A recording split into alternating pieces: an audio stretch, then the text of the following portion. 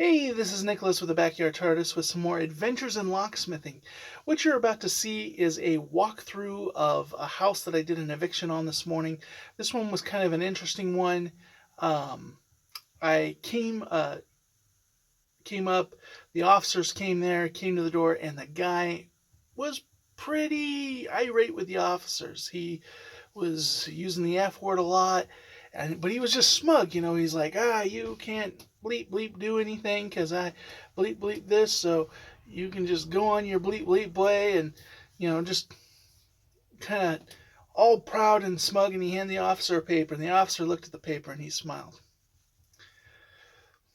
He says, "Just so we can be a courtesy, and this isn't just coming from me. I'm gonna go call this in." So he goes back to his truck.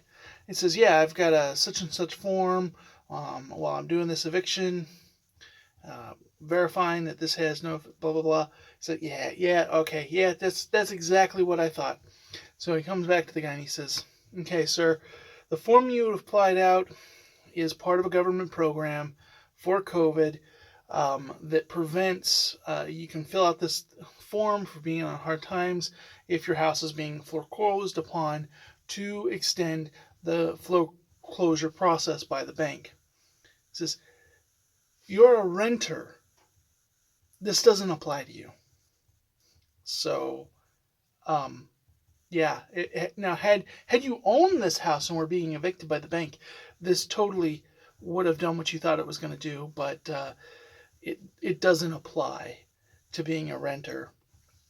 And so all of a sudden, this guy who was being like real, just talking smack at this cop and being all up in his face at the sheriff, and he just really, all of a sudden, like, oh man, like, oh, okay, well, see, this thing, and I'll have to go let my son know he's in there sleeping.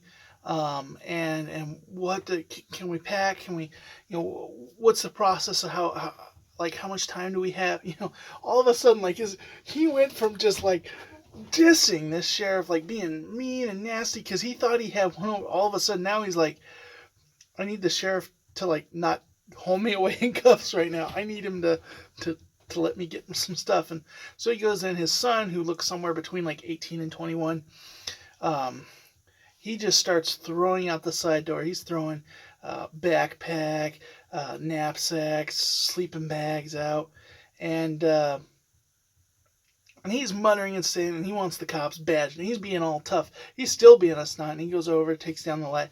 Well, he actually doesn't take it down. He doesn't write anywhere. He wants the cops badge number, but he doesn't write it on anything. Like unless this guy's got like a photogenic memory.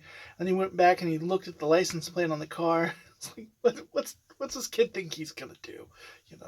As a young kid. But and when you go in the house, you're gonna see that they only had one bed.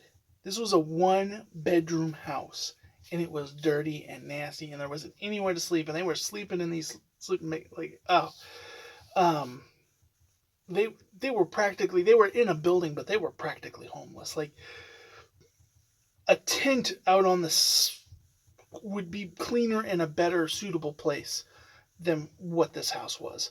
In fact, I got Clorox wipes to wipe down the doors when I changed it. And you're seeing this video after I did that. Those doors were like where the handles were all sticky and grimy and covered in black grime.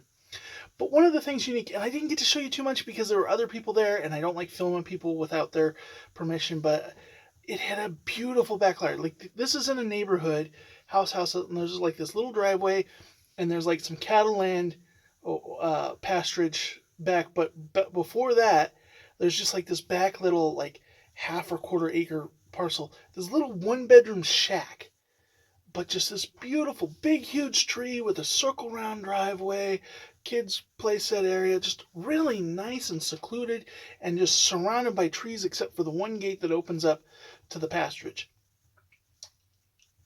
Outside of the neighborhood being a bad neighborhood, like this would be the perfect place to raise kids. Because it's nice, quiet off the street. You could put a basketball hoop up there. It was just, I was just looking at it and I go, man, this is a really nice piece of property. Bad neighborhood, but it's a nice piece of property. And he's like, yeah, the house is, the landlord's just talking about the house. It's like just kind of, I bought it and took it over, and man, and he's like, but yeah, remodel that house and property. This is a nice place to live. And so you're gonna see. I'm gonna just take it in, walk it around. But yeah, it's fun. Interesting seeing them be pretty smug, but then it turn around to be the wrong thing. Make sure when you're doing this, there are definitely people who know all the loopholes. They can extend out an eviction multiple times. Get that? It can take 6 months, sometimes more, if the landlord's not good about paperwork. They can. I've heard of people extending it to a full year if the landlord doesn't know what they're doing and not getting any advisement. So, you know, yeah. But truly, these people like destroyed this building. Um, so, all right, enjoy the carnage.